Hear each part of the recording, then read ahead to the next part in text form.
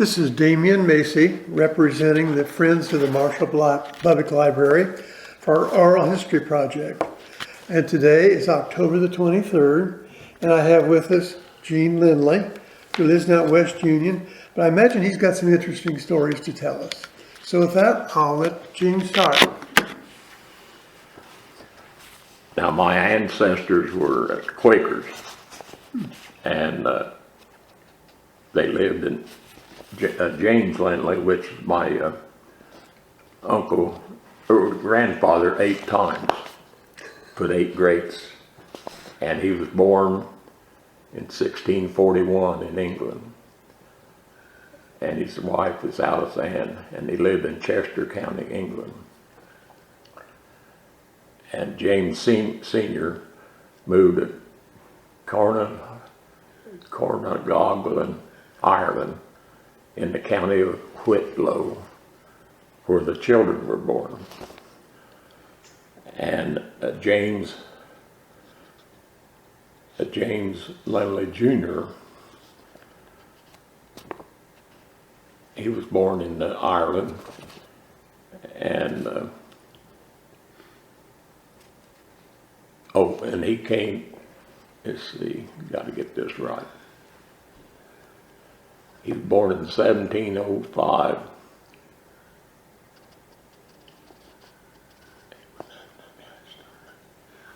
I read that over a little. And they were, well, he was married in Kilcorner County, Carlow, Ireland. First grant of land, 20 acres, 200 acres from William Penn Jr. when he came to Pennsylvania in 1713. And and they came to America then around 1710, 13.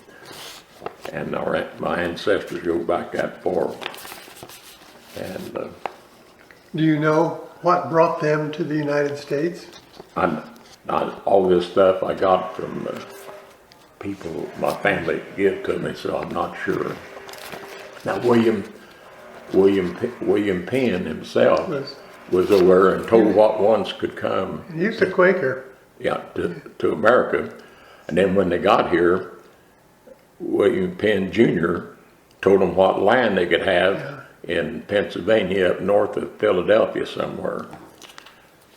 And I've got I can't remember those towns. So how did some of those people from Pennsylvania end up in Illinois? Well, Jonathan Lindley.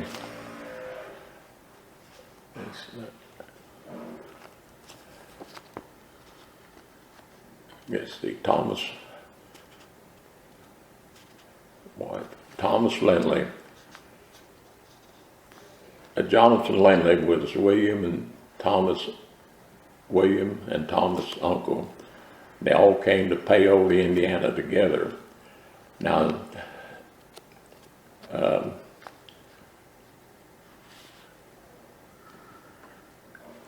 and Jonathan's dad was William Lindley, my 4 times great-grandfather.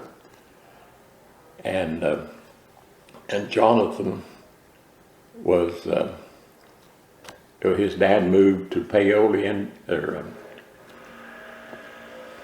Chapel Hill, North Carolina, from Pennsylvania. Now, why they done that, I don't know. And they moved there in 1753, and Jonathan was born on June the 15th, 1756. Died in 1828 in Paoli, Indiana. And they came to North Carolina, and then they wanted to get away from slavery. So about 1812, Jonathan and his son Zachariah came to southern Indiana. Now, they would have probably come on over to Illinois, but the French and Indian War was going on, so along the Wabash. So they stayed in Paoli. Now, there's a Lindley Museum in Paoli, Indiana. I've been there several years ago. And Jonathan, when he came to Indiana, he'd sold a turpentine business in North Carolina. And he had $100,000 worth of gold when he came to Indiana. Now, I don't know how, when he sold the turpentine business, I don't know why it was that important. You haven't found any of that gold either, have you? No. And then Mike McCormick in Terre Haute, he just passed away, you know, the historian. He had an article in the paper one time about Jonathan Lindley.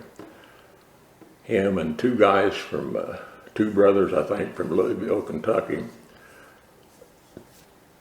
surveyed the first 900 acres that Terre Haute sits on. And Jonathan owned a third of that 900 acres at one time. And this was in the Terre Haute paper I read from Mike McCormick. He donated the land for the courthouse in Terre Haute. Then he owned a lot of the land where Indiana Bloomington University is. And he donated that to the university. And he had 12 children, and then his wife died and they got to Indiana. So he married another woman and she had 12 children, and then they had one. Now wouldn't you like to sit down at the table with 25? They're part of them, you know, wasn't all there, but that'd be quite a family. And quite a reunion if you brought it all together. He was a surveyor and had a lot of influence. Now the only man killed at the Alamo from Illinois in 1836 was a Johnson Lindley. And I have a picture of that monument down there. Carol Stanfield, Carol Halvern took a picture of it and sent it to me, or gave it to me. Johnson Lindley from Illinois. And that was this Johnson Lindley's nephew. So what was your parents' name then? My dad was Randall Lindley, Randall Allen, and Mom was Bonita Beard. Okay. And Mom and Dad were married in 34. And Mom had one of my school teachers, Reuben Hornbrook, was also my mother's teacher in the 30s. And I graduated in 56, and Mom graduated in 32. But those years of the early mid-30s were really rough times too, with the economic mess in the country and the Depression. You know, Dad had, somehow he had, Frank Lowe lived east of West Union, grew up just before you go down the river bottoms. He was part of the management in the Terre Haute paper mill. And the paper mill made corrugation for cardboard boxes. And that was they done a lot of that during World War II. So Dad had a contract somehow for baling a lot of straw. So him and Mom was married in 34, and about that time he bought a used steam engine. And the guy at Marshall, I think his name was Skull, I'm pretty sure. And he had 4 or 5 steam engines, and on this particular morning, the one was in West Union, they'd got in some dirty water, and he was aggravated, and I guess you had to have real clean water for those steam engines. And Dad was working helping him bale straw, or thrash wheat bundles. And old Skull, he said, I'll just sell one of these things. Well, Dad said, how much you want? And he told him, Dad said, well, let me go to Marshall and see if we can find some money. And Dad bought him a steam engine and a separator. Now in 35, Dad traded that off for a new L-case tractor. And I've got a picture of me standing up on him when I was a kid, little kid, and a case separator, brand new. Now, I don't know how Dad got that done, but he worked hard. And he baled, thrashed a lot of straw. Then they'd bale the straw stacks in the wintertime and put them in box cars out here on the railroad and send them to Terre Haute. Was that to the Weston Paper Company? Yeah, I thought at that time. yeah. I don't know what the name was for sure, I but mean, it lasted up till the last, Yeah. 15 years anyway, yeah. 20 years. And I've got a picture of me standing holding my dad's hand and with the crew on the separator where they're baling or thrashing wheat. And So you were born in 1938. 37, Seven. 2 days after Christmas. Okay, well, your Christmas present. Yeah. Now, Mom, there was something about where women didn't want to show that they's pregnant any, too quick. So long about March, that's about the time I got ordered probably, why she thought she'd fool everybody long about April, May, and she won't come out with a smock knot. Now this is the story I've been told. She come out one morning with a smock. Now that's kind of like a sack dress. Yeah. Well, there was a guy working for Dad at that time, the name was Stanley Scott. And he told Mom later, he said, Benita, as soon as I seen you come out of that house, I knew what was on the mail. She wasn't fooling nobody. But the guy by the name of Stanley Scott was helping Dad. And back then, you really worked on them dirty clothes on old washboard. And you had the Maytag washer, that little Maytag motor. And in later years, when Dad put in a Delco system in 43. Oh boy, he was right downtown. Yeah, so that got rid of the Maytag. Well, 2 or 3 years later, and over east of town here, you could drive a pipe with a sand point down about 17 or 20 feet and get all the water you needed. And he'd done that in a clover field and put a temporary fence around it and run some hogs in there. And he tuned up that Maytag, and Mom went with him up there one day to water the hogs. He just reached up, he had this Maytag up on a stand so the animals couldn't get it, and it run a pump jack. I know where that was outfitted. The old hand pump, it'd run the pump. He reached up and pulled the old lever down on the Maytag and took right off. Mom said, now why couldn't I do that when it was on my washing machine? Well, it's because Dad didn't take time to tune it up. And Gee, did you have brothers and sisters? I had no brothers or sisters. Okay. I weighed almost 12 pounds, 11 and several ounces. And I think Mom was in the hospital with me about 10 days. And I don't think she wanted any more kids. And Dad probably did, but she didn't want it, and she never got pregnant anymore. But in later years, I figured out what all them hot water bottles was in the back for. Well, you went to school then, you started school, I assume, in West Union. Yeah. What was that school like? Well, that was in the fall of 44. And we had 2 rooms, 4 grades, and 1 teacher to 4 grades instead of, some of the country schools were 8 grades to a teacher, but West Union had 4 grades to a teacher.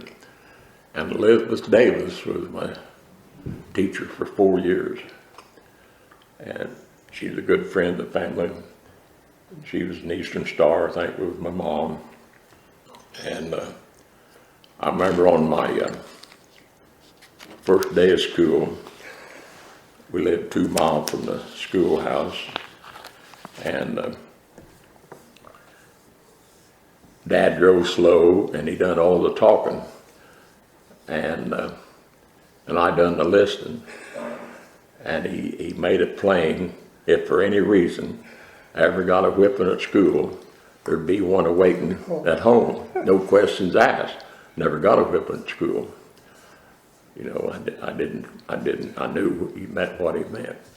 Your behind stayed safe even when you got home, Yeah. didn't it? And so one time, we was practicing for Santa Claus, a Christmas play, and Jerry Strome was going to sit on the chair, and we was using Mrs. Davis, or Miss Davis's house, or chair, and I had a ruler. Now it was 15 inches long, but it had a sharp edge on it. You could cut paper, and he's supposed to be glued to the chair, and I'm taking a little hammer and getting him unloosed from that chair, and I put a mark on her chair. Now, a partner got a whipping, but I done some tall talking, and I didn't get no whipping out of that deal, because it was an accident. Those school days, and can you kind of describe what that school was like inside?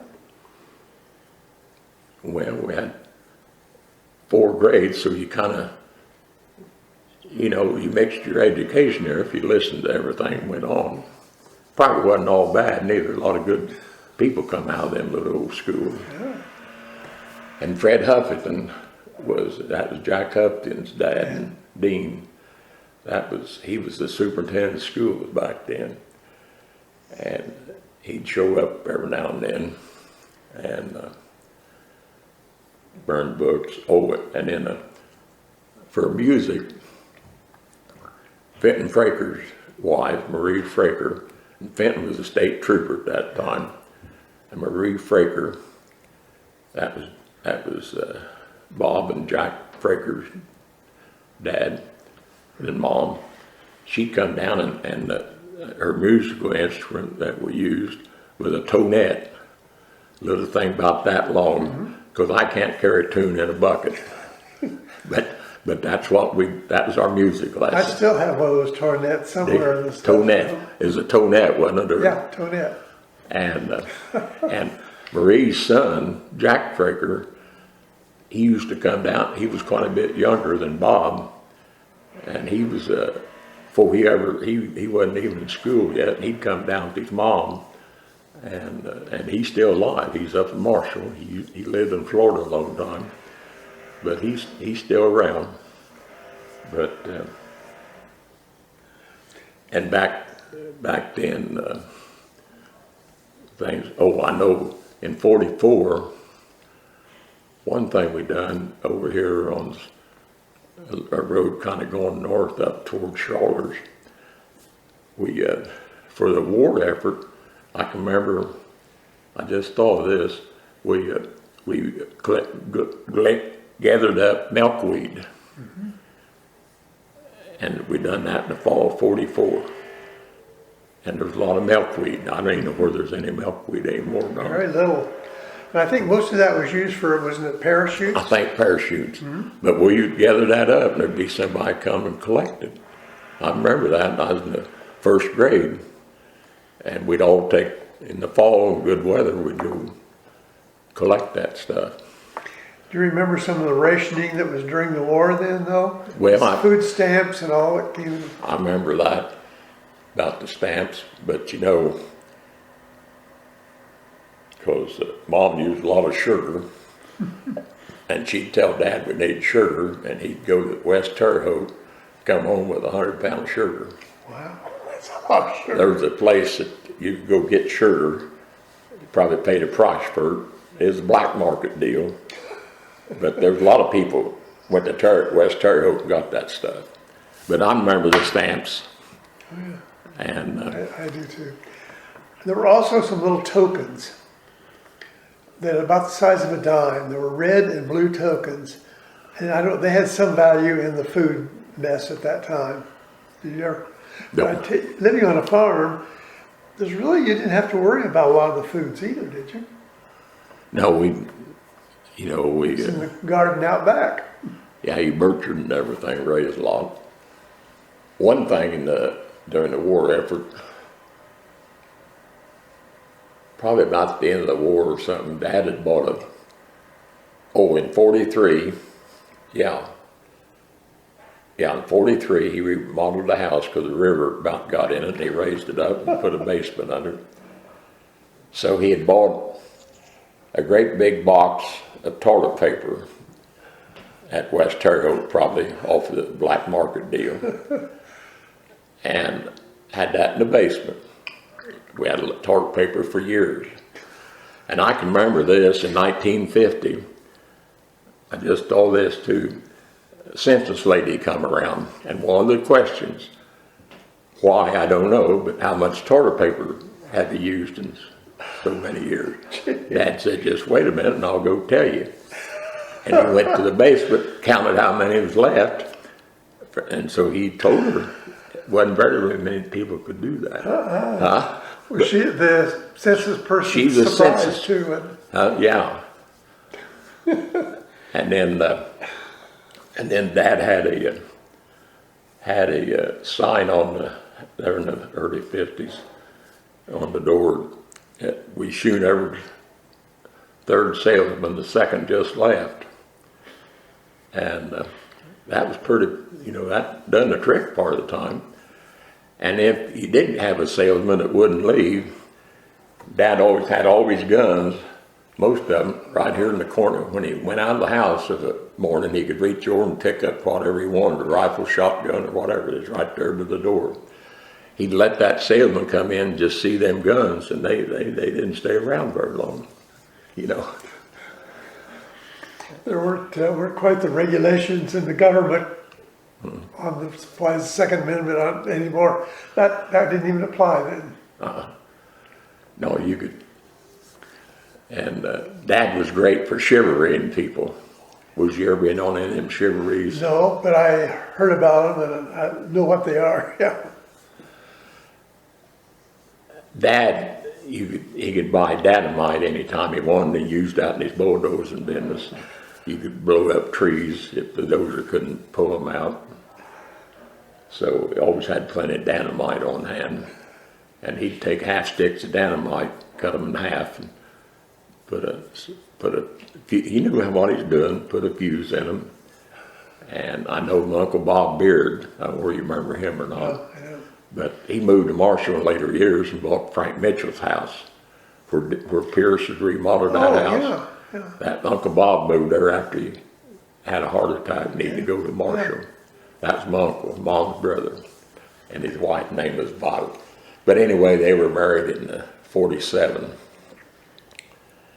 And Uncle Bob stayed with Dad and Mom for about 4 years, because my grandfather died in May of 37, and I was born in December 37. And grandmother had to have some help. So, but anyway, when Uncle Bob got married, he knew he'd get chivalried, but he told Violet, and I was there that night, I'd been 9 years old when they chivalried him. Big crowd, and all the guys had their shotguns. Dad had a few sticks, them half sticks of dynamite. Oh, gee. No, that's no kidding now. I imagine. And he'd throw them out in the garden, Now Uncle Bob was upstairs with a 2-story house, and had her house just burnt last Thanksgiving, where Greg Beard lives. You don't know her, but you heard it. It burned on Thanksgiving Day last year, and that was Mom's home place. But anyway, Uncle Bob told Violet, he was upstairs now. He said, "Violet, we're not going to go out." Well, you never want to say never. Of course not. And when you got married back in them days, and even when we got married, me and Jackie in 61, you bought a bunch of candy and cigars, because you knew you were going to get chivalry. You had to have something to calm everybody down. And so Uncle Bob wasn't coming out. Dad had thrown that dynamite around, and you could rattle the windows with that. And a lot of Wayne Beard and Bill Jackson and a lot of people there that night. So they found Grandma's canned goods. Ori Beard was she had all her quart jars and stuff, jellies, whatever. And they found them. They started using them for clay pigeons. And Uncle Bob said they picked up glass out of the yard for over 20 years. Goodness sakes. And when they started doing that, he did come out. So you never want to say never on one of them chivalry. Now they don't chivalry no more, they'd probably put you in jail. But shooting canned goods, that was valuable stuff. I mean, that was food to put on the table somewhere. Yeah, but I wasn't very happy with them it. guys didn't care, you know. Bob should have come out of the house and taken. Saved a lot of quart jars with Yeah. it. Now they probably did, but once they started doing that, well, Grandma made sure they come out. But Because she was still living there. she was on the warpath, probably. So that, and then at the same time on the Beard family, now Dad never,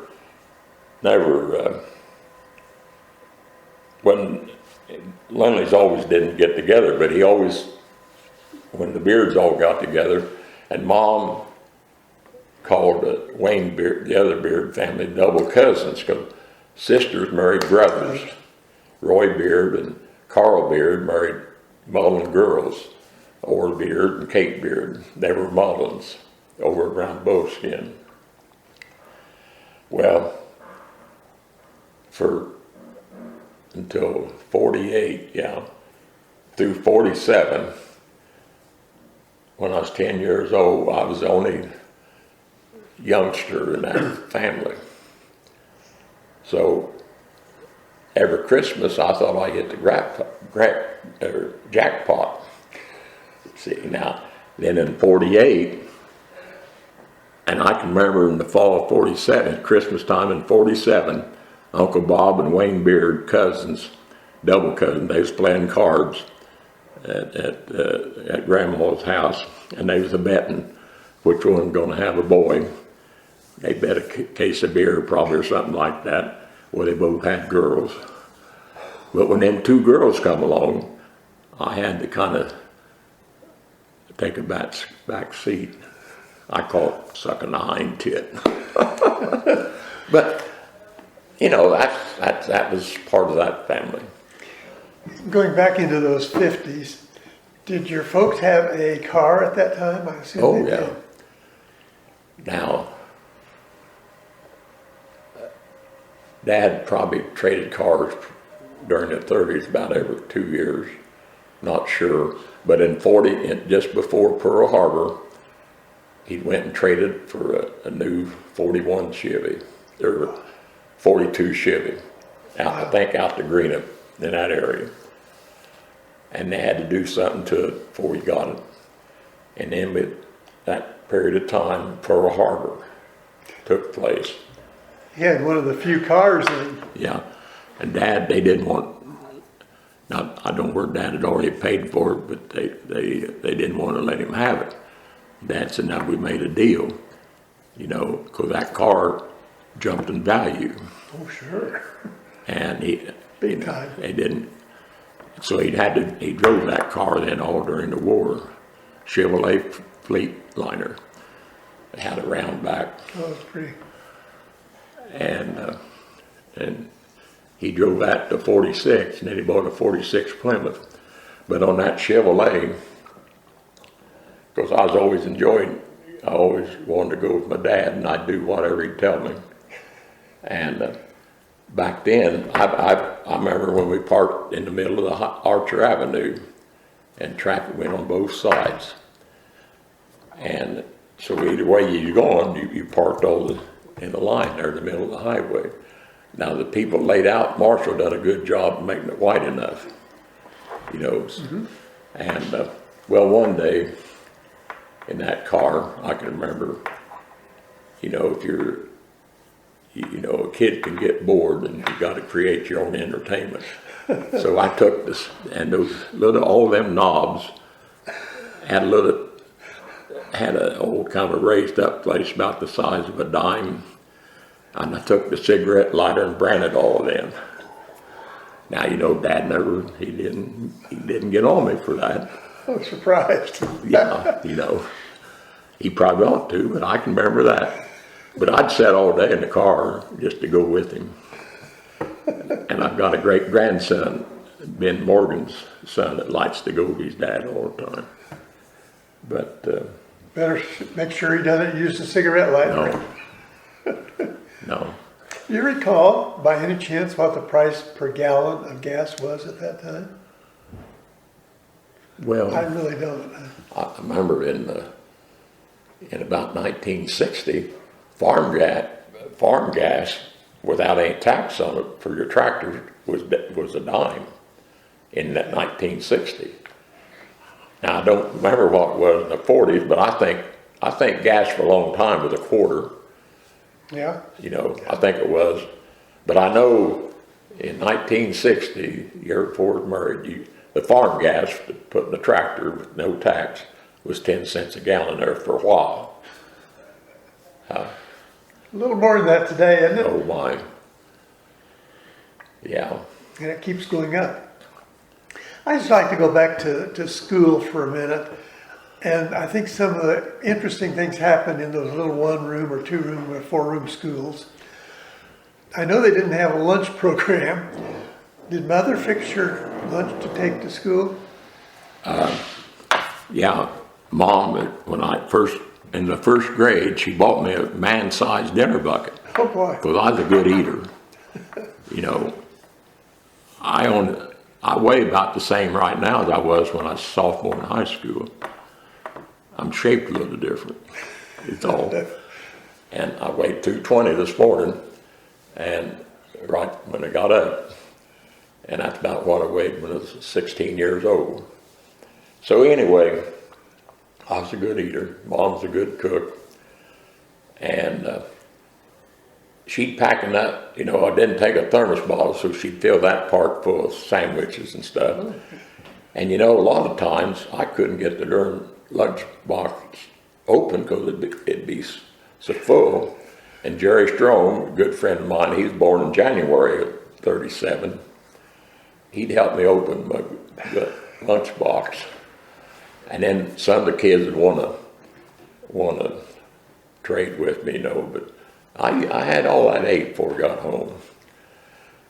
And sometimes the older kids would get a hold of that and kick it. And Dad welded up several years.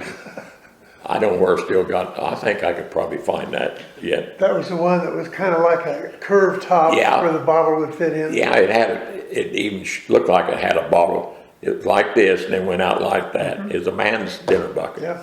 I carried that 8 years to school. And now... now you didn't have a school bus either to get to school. Our neighbors were just a quarter mile from our house. So one week, one family would take the kids to school. Forrest Ferris, I think, was the first one. Jim Ferris and Charlotte Moore. Jim Ferris got killed in '74 when they built the Sheraton Hotel in Terre Haute when a crane fell over. Oh, yeah. He was arm working. And he come out of the Air Force as a captain, I think, and he flew a tanker to fuel the fighter planes. But anyway, Jim was ahead of me in school a little bit, and Charlotte Ferris, his sister, was a year behind me.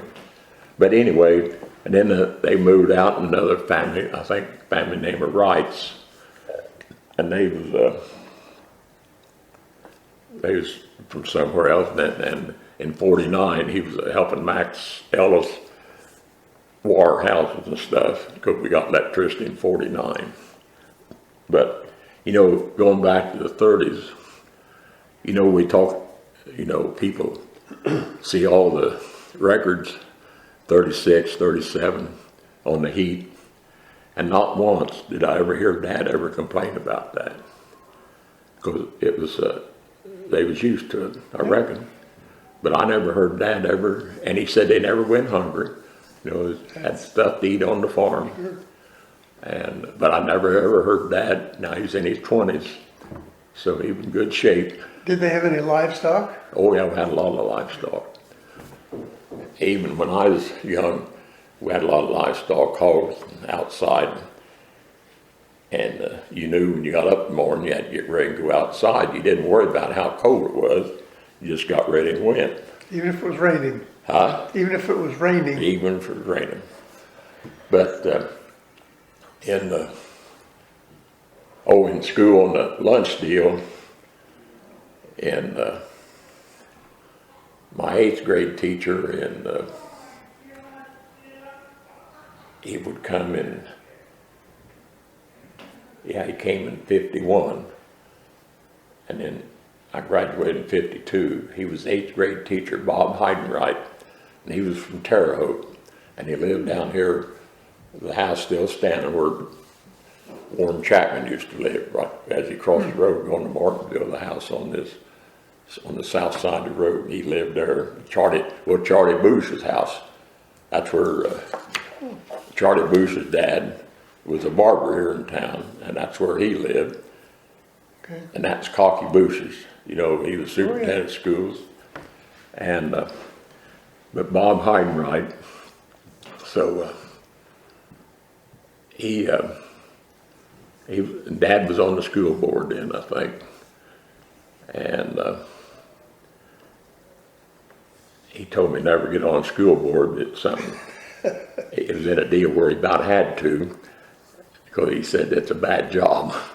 So anyway, Bob Heidenreich, and he was from Terre Haute, and Hubert Ellis's, he had the grocery store here, and his boy Joe Ellis was in the 7th grade, and they may have moved him up a grade, but anyway, there was only 4 of us in the 8th grade, so the 7th and 8th made one class, you might say.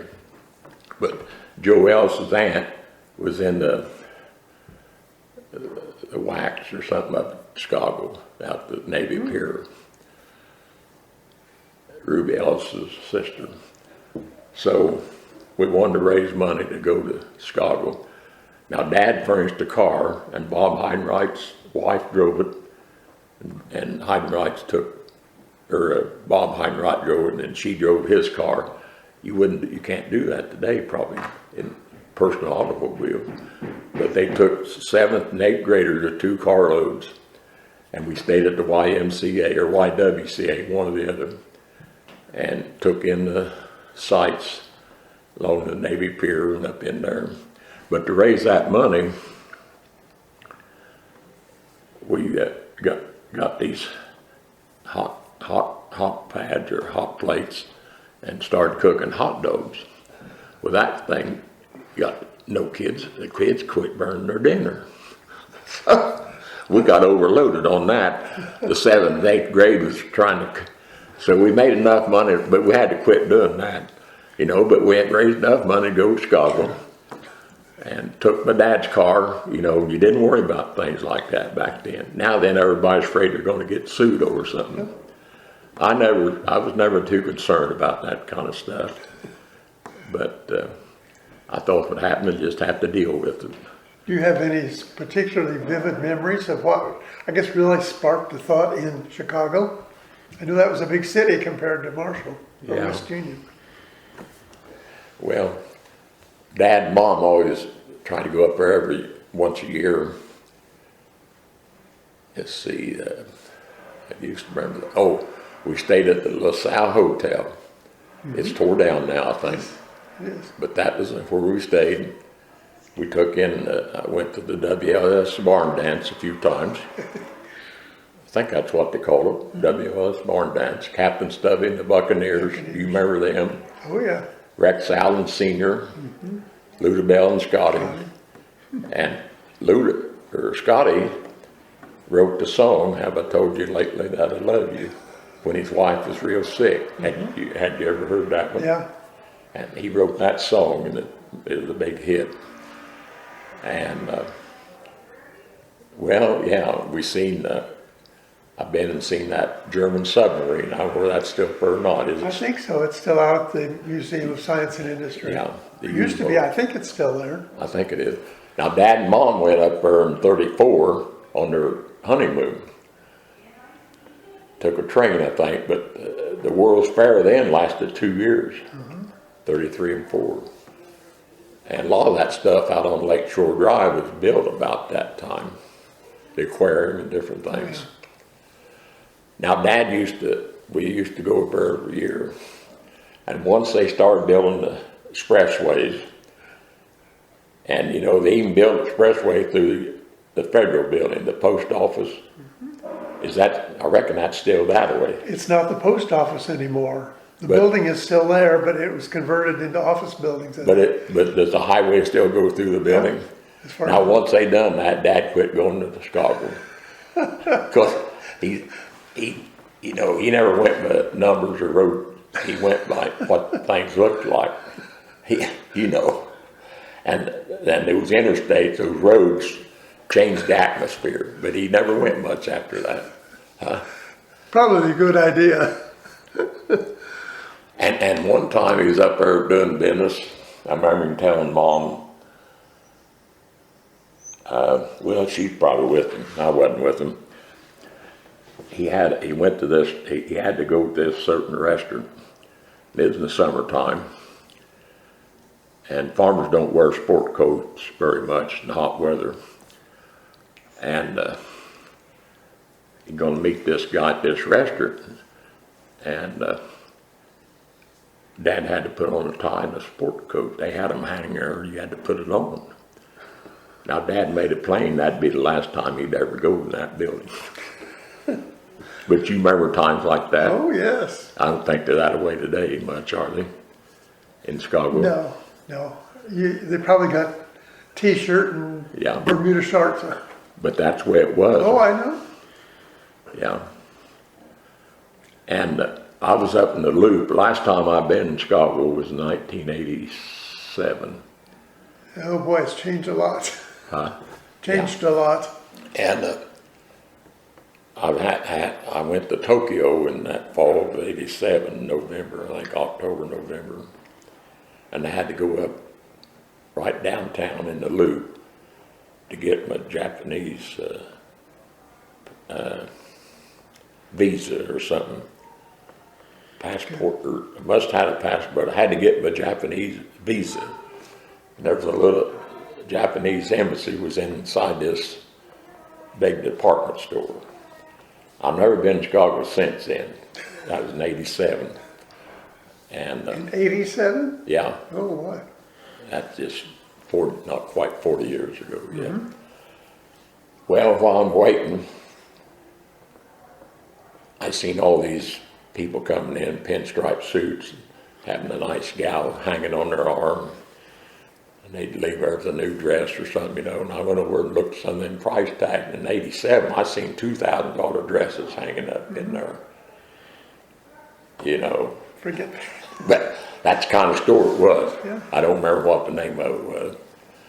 Now, I remember Dad talking one year, he's up there at the Farm Bureau meeting or something. And he either promised Mom a new hat or she wanted a new hat or something. I forgot about this story.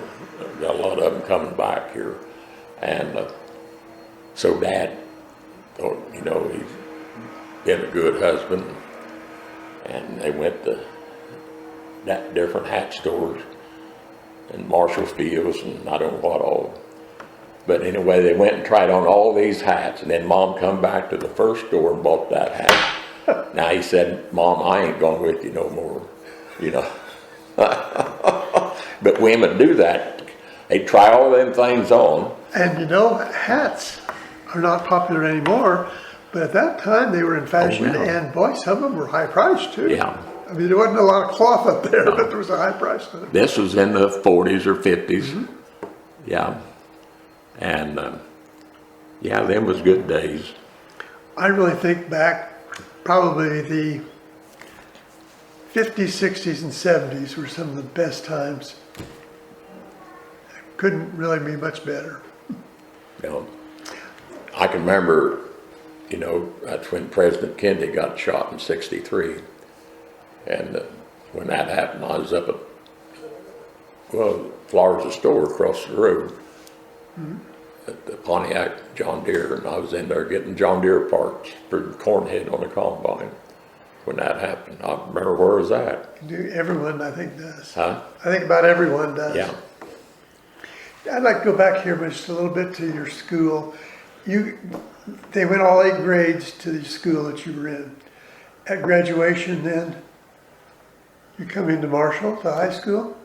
Yeah. Now and I've got pictures, I've got more out in the car. My graduation from grade school was in the old theater here in West Union.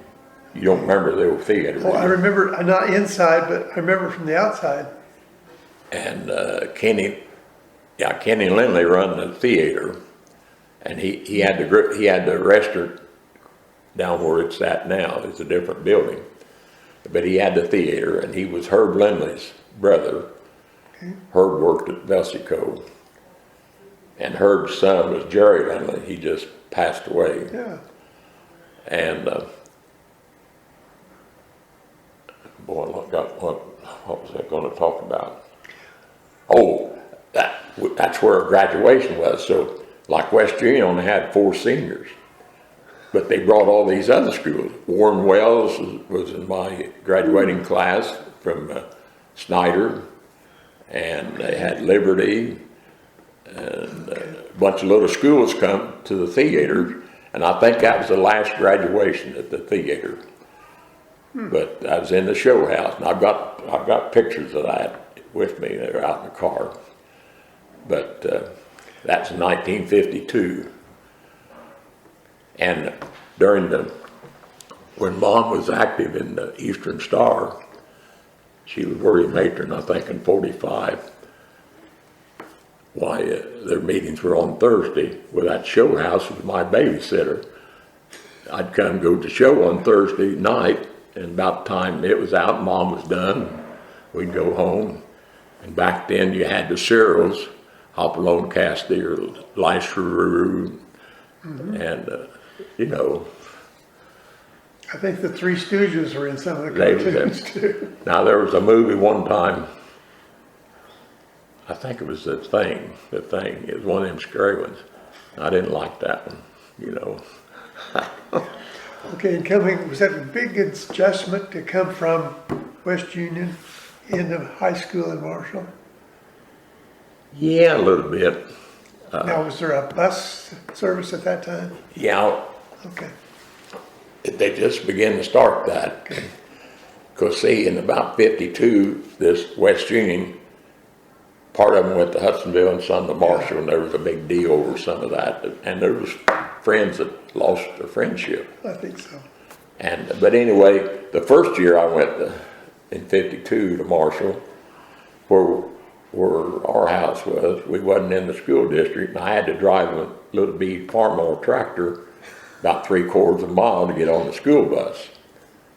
And I'd go east of where Maxine Balkman was the bus driver. And then we'd go to Darwin and get on another bus, go to Marshall. Then the sophomore year, I think we stayed on the same bus. But we'd meet another bus at the gravel pit up there. But, and then, now Charlie Jackson, his dad went to work on my dad in 49. And Charlie, there wasn't any, they'd been in brick over there at school, but they didn't have a class. So Charlie,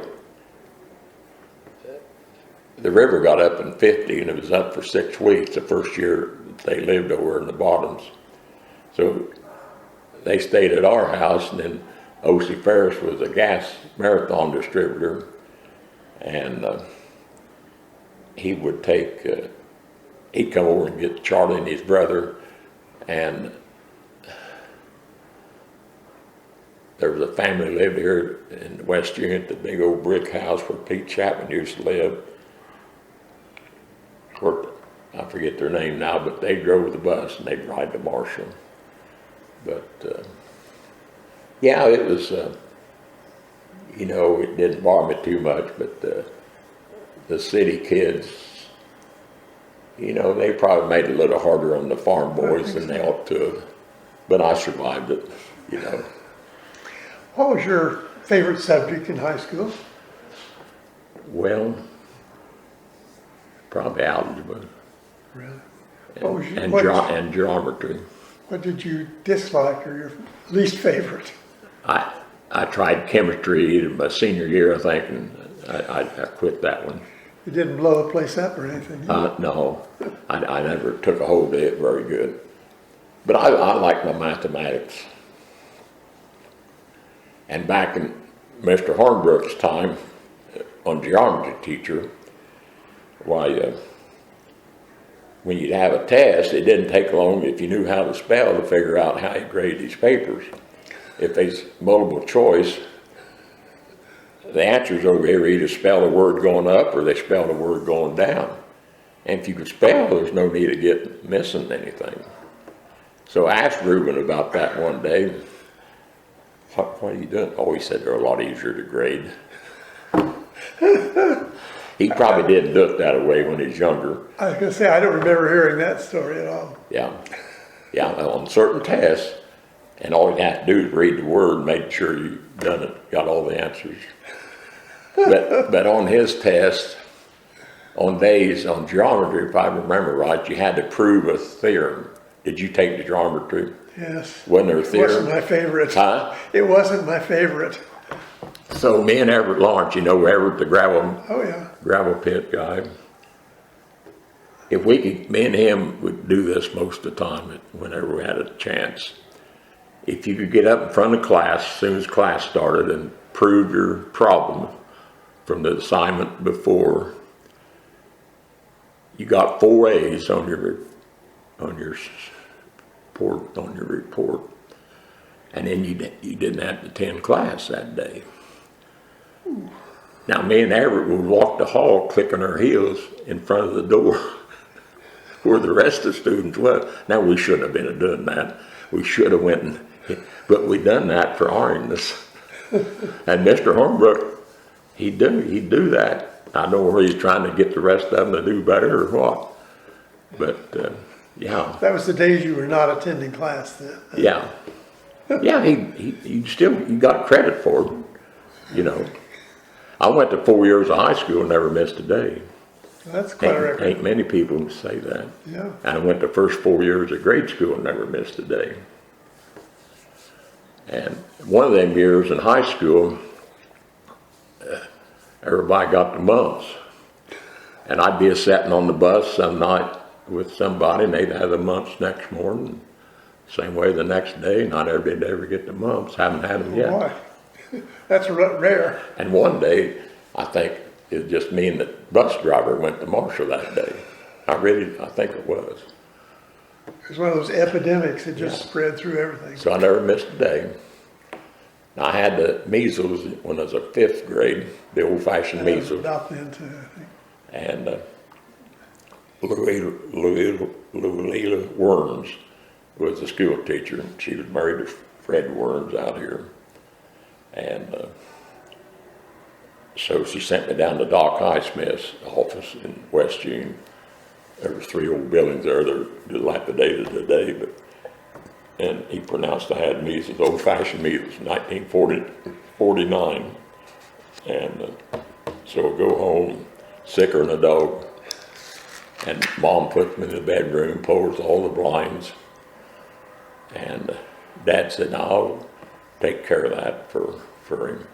And Dad went and poured some whiskey in the glass, put some warm water in. I drank that. Like that, I wasn't sick anymore. Then measles all popped out. And yeah. Now, did they call that a hot toddy? I reckon. But whiskey was part of your medicine back then. Well, yeah, it used to fix up a good one. Yeah. And whiskey was used for good things. And really, even yet today, if you get a cold, put a little whiskey in hot water. Quit coughing. You quit coughing. Yeah. Now, some people don't want to admit that, but it's pretty good stuff. Yeah. What was the show that was called? It was Andy Griffith or something, where the old matrons, that was their formula, or that was their hot something. Anyway, they didn't want to admit it. but that was their something. And it was, you know, it had a nip. Yeah. There was a movie with, the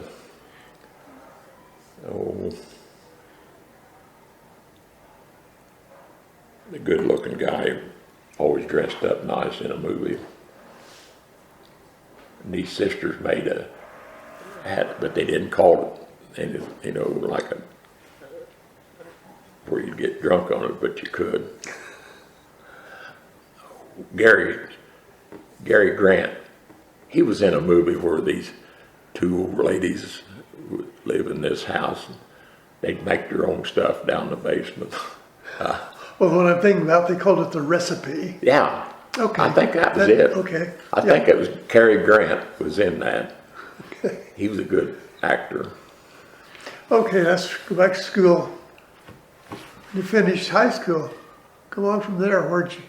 What happened to you, or where'd you go? I come back to the farm. Yeah, grandmother Beard, because she taught school in Marshall at that time.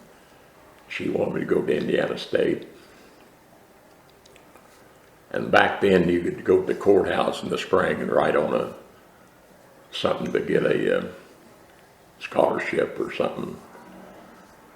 And I went to Marshall, and instead of stopping at the courthouse, I went on the Terre Haute and spent the afternoon, didn't want to go to college.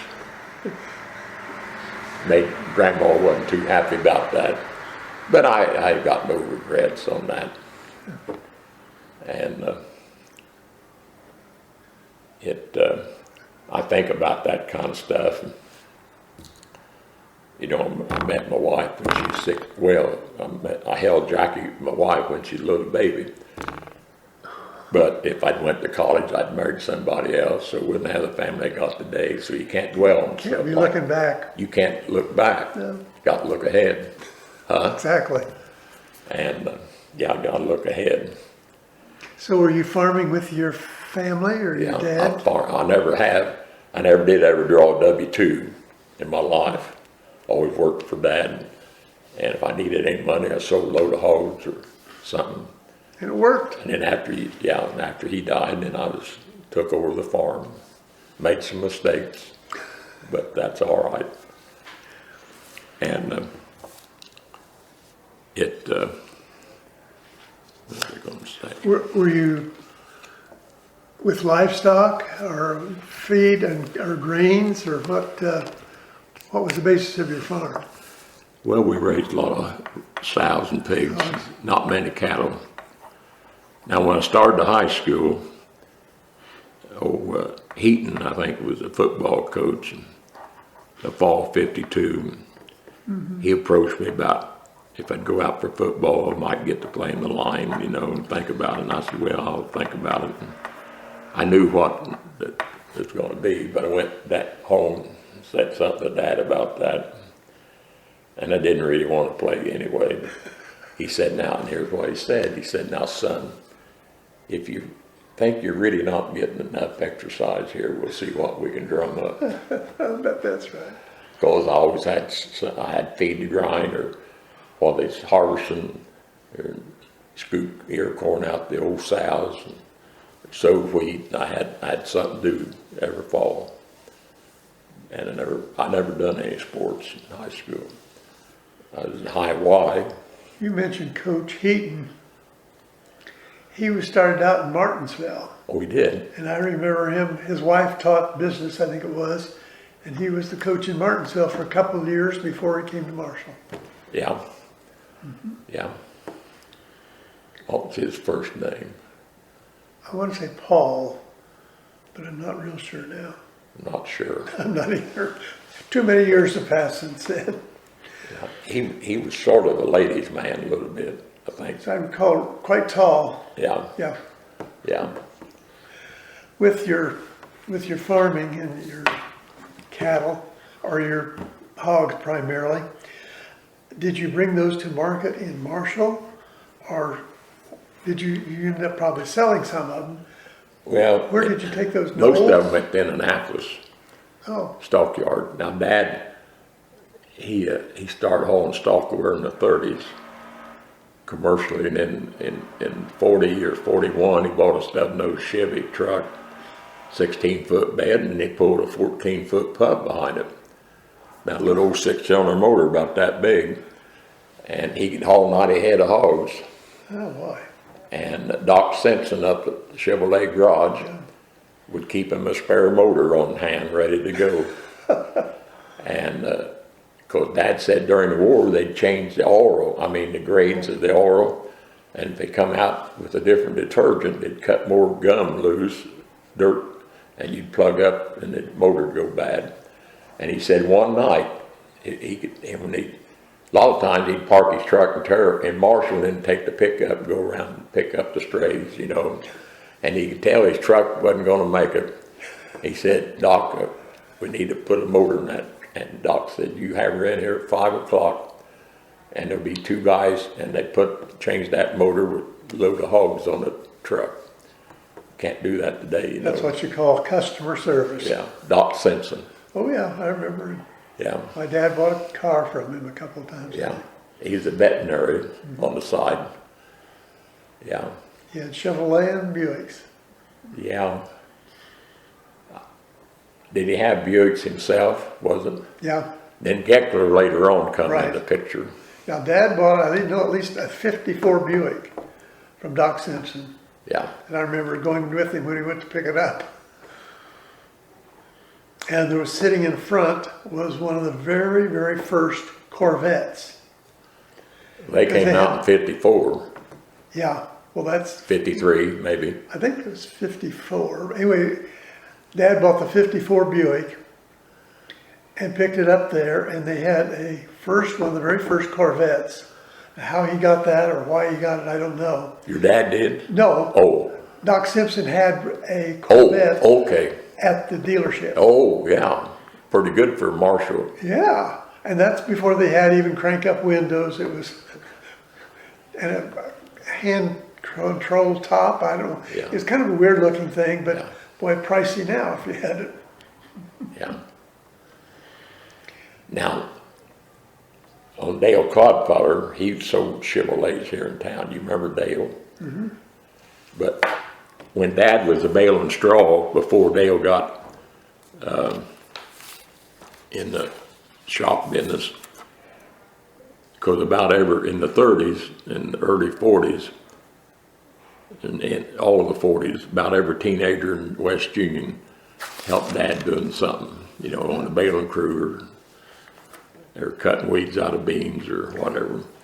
Well, Dad was baling up around Grandview, and Dale called him and said, he said, I wouldn't mind coming and help you. And Clodfeller's lived up on top of the hill there by the schoolhouse. There's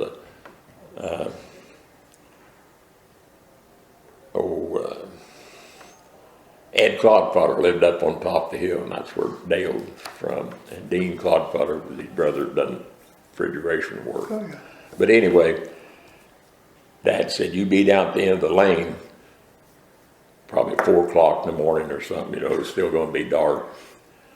And because Dad started early in the morning on that kind of stuff. And Dale said, I was walking down the lane, I heard, and back then the roads were all gravel, and he said, I heard your dad coming. Dale told me this story, Dad never did. And he said, Randall got to the end of the lane, stopped, hesitated a little bit, and I wasn't there. Dale said, I was only about halfway down the hill. And Dad went on, left him. And Dale said, I don't know why you do, go back home. He said, that night, Dad called him on the phone. Said, now wasn't that a dirty trick last night or yesterday morning? Now he said, if you want to try that again, we'll try it in the morning. See, but Dad taught him a lesson, see. Didn't do it no more. And Dale said, I was never late after that, see. But Dad was always fair with you, he'd give you a second chance, huh? Well, that's right. Yeah. Makes sense. Coming back to the grain farming, there used to be a grain elevator, Henry Wilson owned it in West Union. Yeah. Part of that old elevator's still there, Little John's. probably still own it. I don't know where they're using it now, because Little John sold out the equity, you know. Yeah. Well, Henry Wilson was a cousin to my mother. Oh, he was? Now, Henry come from up around Parish. Well, yeah. But again, it would come back to that Wilsons that founded Castle Finn. It was all part of that family. Okay. Now, there used to be some Wilsons around Oliver. Was that something? No. There were some Wilsons there at Farm. Yeah, that's another Bunch of Wilsons. family, yeah. Henry came down here in the late 40s. 49, maybe 48 or 9, I think. Well, I think I know already well established in 1948. Henry was. Yeah. So, I mean, it's somewhere before that. He bought that off of Madison, I think. I think that's right. And Henry Wilson moved in a house that belonged to Milo Press up there Northwest Union. Up down the lane, it caught on fire. I was going to say it burned. I remember that. Yeah, and Dad went to help put that fire out. And I remember Dad coming home telling Mom that two men carried a deep freeze up out of the basement, and they couldn't lift it after the fire was over. That adrenaline rush. Something like that, you know. Yeah, that house burned. Can you kind of describe maybe what West Union was like at that time? Those 50s? Well, in the 50s or 60s, no 40s, 40s? it had 5 taverns, Chevrolet garage, Yeah. well in the late 40s, early 50s. Alice Chalmers, Pete Chapman. You could buy International Harvester parts at the hardware store, and then at the same time, Chapman Brothers down there on the corner worked on mostly International tractors. Had 5 grocery stores and 2 pool rooms. Yeah, it's kind of a booming town. Show house. It's all changed, you know. Friday and Saturday night, the town was full of people. Yeah. Were they doing shopping? Or going to the theater? Or just... Well, the women going shopping, the men go to the tavern, some of them, and some to the pool room, and the kids go to the theater.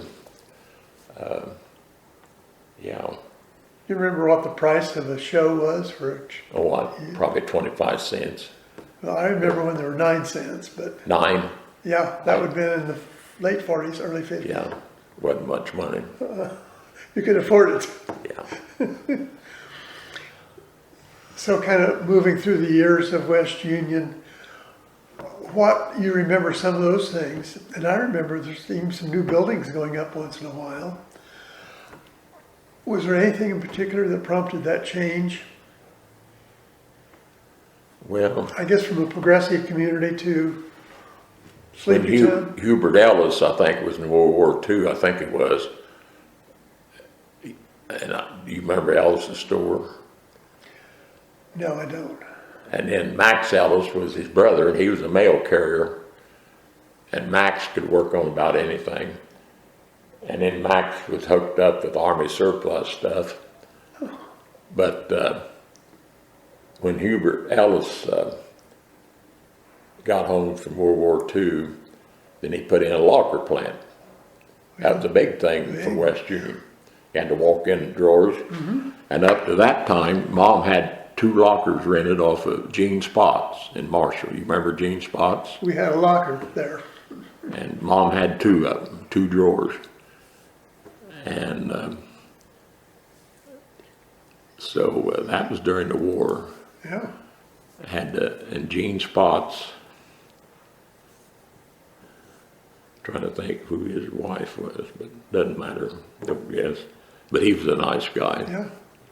I remember sometimes after school buying a candy bar in there. Yeah. And Hubert had a big store business, and then Burl Metzger had the old building next to Hubert. Let's see, I gotta get this right. Burl Metzger was the dad of Dick Metzger up at between here and Marshall.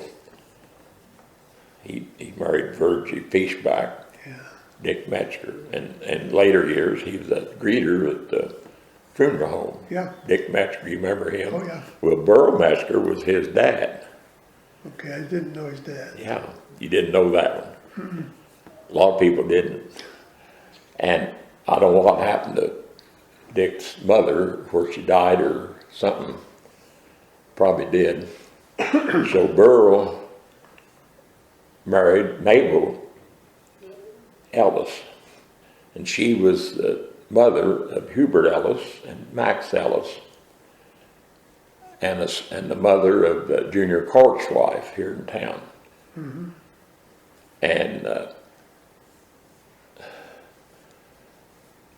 And I think they come from southern Indiana somewhere. And old Burl was old time. He bought eggs and cream.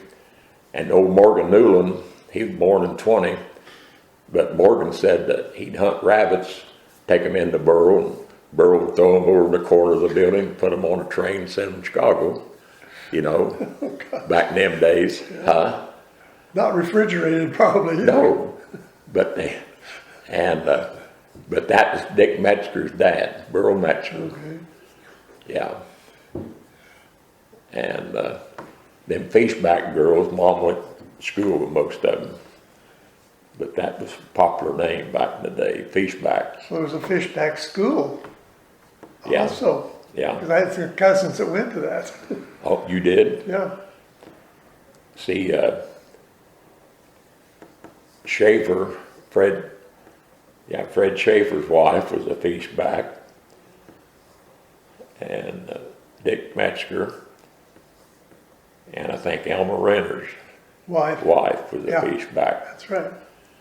Yeah, I'm getting that right. Yep, you are. And I remember a few of those too. yeah, and I think that was the three of them. Don't think there was any more. But Mom went. She grew up with them ladies. Mm-hmm. They come over around Bullskin somewhere. You know, what year did the school close? Where in West Union. In West Union, yeah. You recall? Well, I don't know. Hudsonville. How was that? Marshall took it over for a little while, and then something about the election, and this town got all split up. Part of them went to Hudsonville, and whoever agreed to it, you know, this house might be closer to Marshall, but it went to Hudsonville. Depending on where the This address house is. close to Hudsonville Yeah. went to Marshall. It was a mess Yes. still, but everybody got over it, I guess. But there's people who wouldn't talk after that. That was in the early 50s. That became with the consolidations and all, was Yeah. kind of a mess of a lot of school Yeah. districts. Didn't that scale down to just 4 or 6 grades? Well, they probably And then was. They went with that and then Probably was. later closed. Probably was. And Hudsonville, I think, well, I don't know who built the add-on community center now, you know. Yeah. Either Hudsonville or Marshall built that, but I'm not sure which one. And they tore the old schoolhouse down. It's gone. And it had a high school in the 20s. Mm-hmm. Upstairs was high school, 2 years. Then they had to go over either Hudsonville or Marshall. Because Dad would have been 14 and 24, and he started the high school in West Union, and he didn't like that Latin. And he started burning one book home a day, and he got them all home and told his dad he wasn't going back. And but it had a high school. Dean Strong probably went there, and Dick, I'm not sure, but it was a 2-year deal. But now, by 44, there wasn't no high school there. Okay. Somewhere it quit. And then, like at Marshall, Well, some of the high school people here going to Marshall, there was a Rankin school bus, or not Rankin school bus, Rankin bus line from Robinson going to Marshall for some reason. I think it went on to Terre Haute too. Probably was, and they'd pick up high school kids to go to Marshall. Rankin school bus. And Bert Edwards, you remember Bert Edwards? No, I don't. But his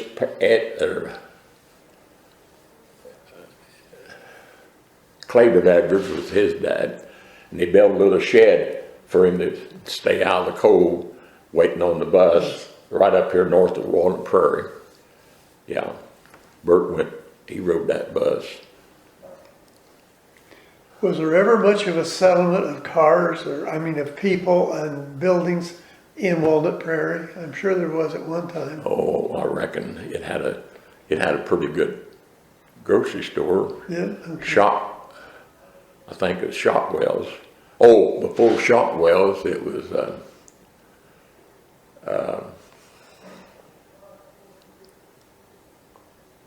Well, I just never remember. Of course, I guess it went vanished long ago. But I see the sign Walnut Prairie, and I know there was a settlement, but I didn't know how extensive or how big it was. it's probably bigger than it is now, of course. Oh, I'm sure. Yeah. Yeah. Got me thinking on who run that store. It was, doesn't matter, I reckon, but they run a good store there in the early 50s, late 40s. And then Shotwell's took it over, I think. It's a grocery store. And up there at Walnut Prairie, I think across the road, kind of was what they call them, places for cars to stop. They didn't call them a filling station or nothing, but I think there was something like that. It had places where people in cars could stop.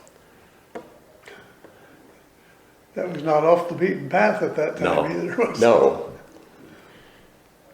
When you were at home in West Union, where did most of the shopping take place? In town, Robinson, Marshall, or where did you go? Well, West on Friday and Saturday nights, Crail store had clothing, bib bogors and stuff, and Marvin store had all kinds of stuff besides groceries. So they were pretty much of a general store. Yeah, it's all pretty much so. Yeah. So did you like at Christmas time go shopping to Oh, Terre Haute yeah. or Marshall or somewhere? Yeah, I go to Terre Haute.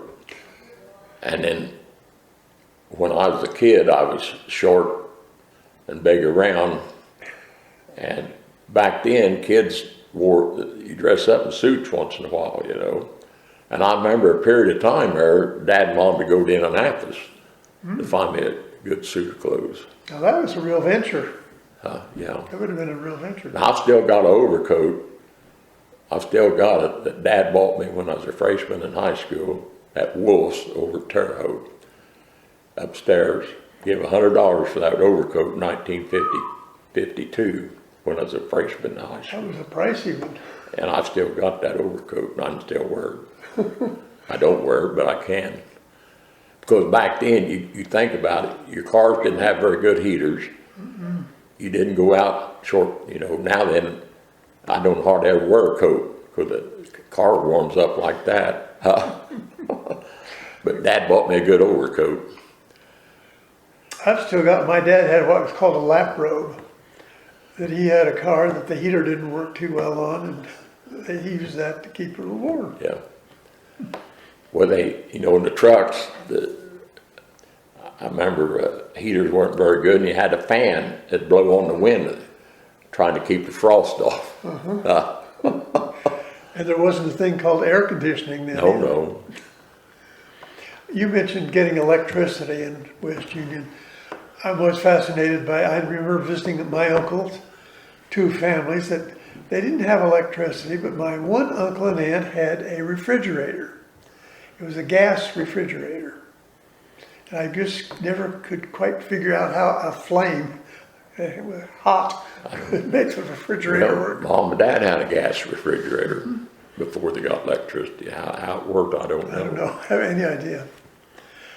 So was that a big evolution when you got electricity? Oh, yeah.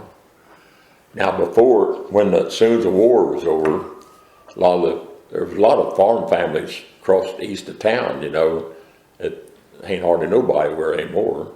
You had a house on every 40 acres about, or Yeah. especially every 80 acres. But anyway, all the neighbors was getting scale gas stoves, bottled gas. Now Mom had a high test gas stove, and Dad he'd go to Albany, Illinois to get that. It was a special gas, white gas or something. Oh, white gas, yeah. He'd get a 55-gallon drum or two of it. And you had to pump that stove up some way. So in about 46, into 45, him and Mom was going to go get a new stove. I've heard him tell this story. Dad did. Mom never did. So Mom gets Frigidaire. They'd already put in the basement in the house. They put that in 43. And so Mom was Frigidaire.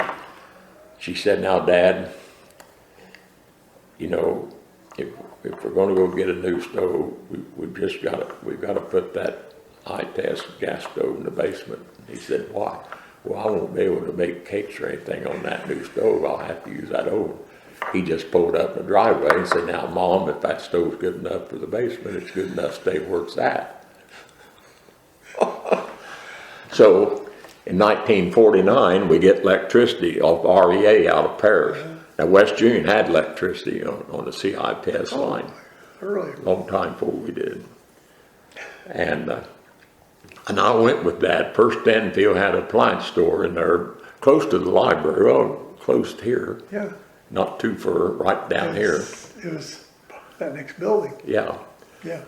First Stanfield had an appliance store with him. This was 1949. And I went with Dad in there one day. I think he bought Mom an electric stove. It was $400, I think. And it was a GE, had all these push buttons up on top. Oh, that was a fancy one. Yeah. Well, I can remember, I'm old, I mean, I remember the conversations they had. And Dad told Purse, he said, now, I won't be home. Dad didn't aim to be home when they played with that stove. He said, I won't be home, but be darn sure that old stove gets out of that house and you do whatever you want to with it. Well, I was a discing. We farmed the doll place at that time, and Louis Dolls. And I seen them go, they come from Darwin's on that road, and I seen them delivering that new stove in a pickup truck. Boy, I hurried home for dinner. I got home about 11:30 instead of noon. I thought, boy, I'll get to eat off a new stove. Dad's gone, and Mom's sitting in the kitchen crying like a baby. Pert near. Wouldn't touch that stove at all, wouldn't push on no buttons. Probably afraid to push it, afraid Yeah. that might happen. So I didn't eat, I ate a cold dinner that day. Well, Dad gets home that night and they get the book out and read it. Well, then that stove, after Dad died and Mom moved to Casey and then back over, she wouldn't part with that stove. See, it sat on the back porch for years. But you know, I remember Dad telling Perth, you get that stove out of that house. And I'll not be there. Well, I remember stove because my folks bought a Kelvinator refrigerator from Percy Stanfield when the refrigerator displays were along that wall right here opposite. And they had parking meters then. In Marshall. In Marshall. Yeah. And my dad looked out the window and the parking meter had expired. And I guess the meter maid had put a ticket on it already. And Percy was upset. He said, no, don't worry about it. So Percy went out, got the ticket and took care of it. My folks bought the refrigerator. You know, when they had them parking meters, and was that in the 50s, wasn't it? Mm-hmm. Now, Dad had a cigar box full of them parking meters in his car. He'd never paid. you know, you just throw them in a cigar box. And they finally got a letter from whoever the policeman, you know, said, Randall, we wish you'd come in and settle up on them. And he paid about 10 cents on the dollar. But that was painful to do at that Yeah. time even. Well, you remember the guy from Martinsville, I think, that went around the courthouse and knocked all the parking meters down with his truck. That was the end of the parking meter. Yeah, I remember the situation. I guess I don't have too much of the I forget the details. guy's name. He was from Martinsville, and he went over early one morning, took his truck, put it up on the sidewalk, went plumb around the courthouse, Mowed him down. knocked them all down. But parking meters weren't a good thing, I don't think, were they? There's very few of them left in Yeah. towns anywhere. And then if you thought you could go out and feed your meter, well, they'd mark your tar with a piece of chalk. If you didn't move it, you're going to get a ticket, even though you put money in it. Meter maids, they called them meter maids. Yep. And those cost things too, to keep that gal or person employed. Yeah. So kind of coming back with that, do you remember much about Marshall in the 1950s, 60s? Yeah. Maybe compared to today? Well, Tom's Cafe was the place to go. Sure was. Even, you know, Paris, even yet today, they got, well, that restaurant up there by the lake's pretty good, but Paris never had eating places that Marshall did. And I used to talk to people from Paris that was in business, and if they had somebody they wanted to entertain, they'd come down to Tom's. Mm-hmm. And now I don't know how much this story's right, but whenever Tom's, that restaurant could come available, just the main restaurant where you go in there, where the cash register is at, come available. Why, Tom was working in the Keystone. You don't remember the Keystone, Oh, yes. do you? I even ate it. Where Route 1 went this way and 8th Street, and it was a V. And because I remember that. Oh, I do. Well, you must have been in Marshall a little bit then. Oh, yeah. Well, I went the first 4 years to the old North Side School. Okay. So anyway, some of the lawyers or doctors or somebody went and hit up Tom. I don't even know where Tom was married then or not, I don't know. But they went, Probably.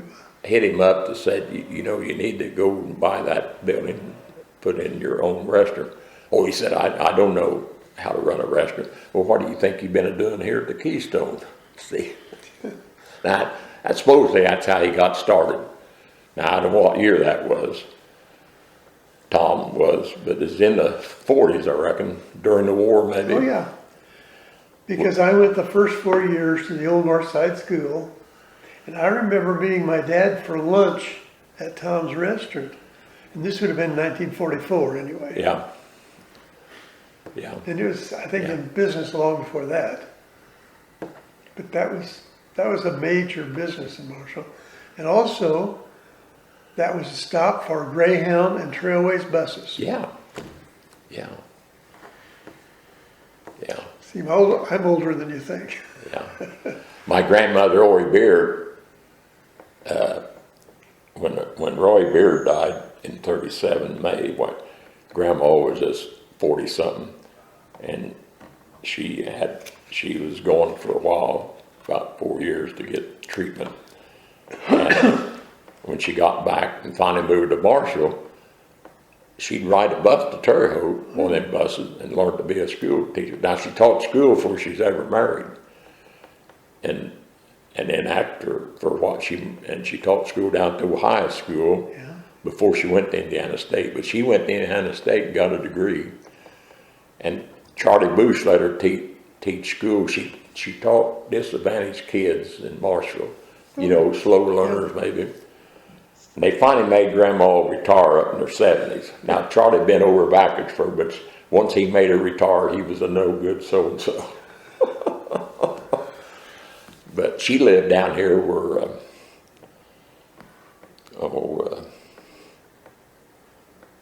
that guy bought her place and then tore her house down, built a new one. He was in the labor union up north, and his brother was a worked for Federal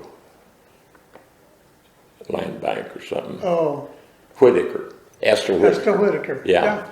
Esther bought her house and then tore it down and built Up that one. new one. Yeah, that's where Grandma lived. Yeah. And when Uncle Bob, that was his mother, you know, on his first son in 1950, I think, when Violet got ready to have him, Bob was hurrying to get her to the hospital. She had the baby in the car before he even got to Marshall. So he took her, It happened. his mom, and got to George Mitchell, and he said, well, ain't no need to go into Terre Haute, just stay here, you're all right, you know. Dr. George has some great stories to tell. Yeah. Too. Yeah, old George always told my dad when he was down there the other side of the courthouse, you know. George always told Dad, said, now, if you got an emergency, come in the back door. Don't come through the other door. So one Saturday night, while Midge Ingram was punching wires on the hay baler, he'd come in, and Cease Cameron had been driving the tractor, but anyway, it backed up over Midge's foot. It needed some attention. So Dad goes up there, and it's probably 10 or 11 o'clock at night. George was still working. Probably there. And Dad looked out there in the waiting room, and it was full yet. And Dad said, George, you're going to be in here a while. And George looked, he said, there's only two of them I really got to see tonight. He said, the rest of them will be in here Monday morning anyway. And he said, a lot of them I just give sugar pills to. Yeah. He had told me that one time. Yeah. And when penicillin come out, he'd give you penicillin shot and then ask you what's the matter with you. You remember that? Do you remember Claire? Oh, yeah. Yeah. I always swear she used a square needle. Oh, I swore that. I mean, yeah. that was her vice grip. And Yeah. And back then, you know, old George, you know, you'd ask him what he owed you, what, $20, and that $20 he just shoved in his pocket. That's probably as far as that ever went, maybe, you know. Don't know for sure. But that wasn't just Dr. George. That was typical of a lot of businesses, a lot of people. Was there a doctor ever in West Union? Yeah, Dr. Highsmith and Dr. Weir. Oh, two of them. There were two doctors at one time. Were they medical doctors now? Medical, yeah. Dr. Highsmith, and his son later was a doctor. He was a doctor in World War II, and then he was in Decatur. And I farmed a bunch of ground that they owned at one time, Ferris Highsmith. But Dr. Highsmith, yeah, he delivered me when I was born. He delivered Jackie. And back then, you know, he's back when you traded chickens for something, or a hog, or a calf. That's the way it was. Oh, he was around at that time. His wife was Lone Highsmith. Mom said her and Bertie Pruss's wife was two of the most beautiful women she could remember seeing, you know. Well, I remember my grandmother and grandfather. We were going to Saturday night trading, and that was where that name came from. They were trading chickens or something for upholstery, maybe, something byproducts, but they were trading it for groceries at the store. So that shopping spree became known as trading. Well, when we got 52, the first thing Dad bought electric was a deep freeze. And that was in 49 when we got electricity. Well, down at Robinson, right south of the courthouse, was a Frigidaire, was Marley Harrison. Marley Harrison. You remember that name? No, it wasn't Brown Robinson very much at all. And so at that time, Dad done custom bulldozing with a TD-18 International. And he went in to trade for that deep freeze.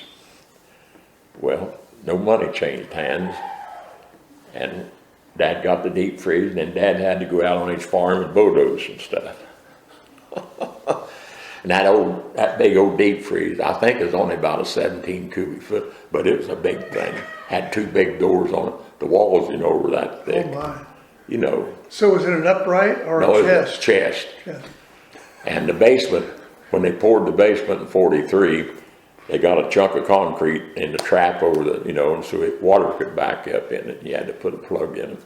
So Dad, we put all that kind of stuff up on platforms about a foot. And then in 52, it goes down by the Frigidaire or Zenith television, and there they done some more bulldozing. See, that's what you've done things like that. See, no money change hands. Now nobody does that today hardly. Why, heavens no. Huh?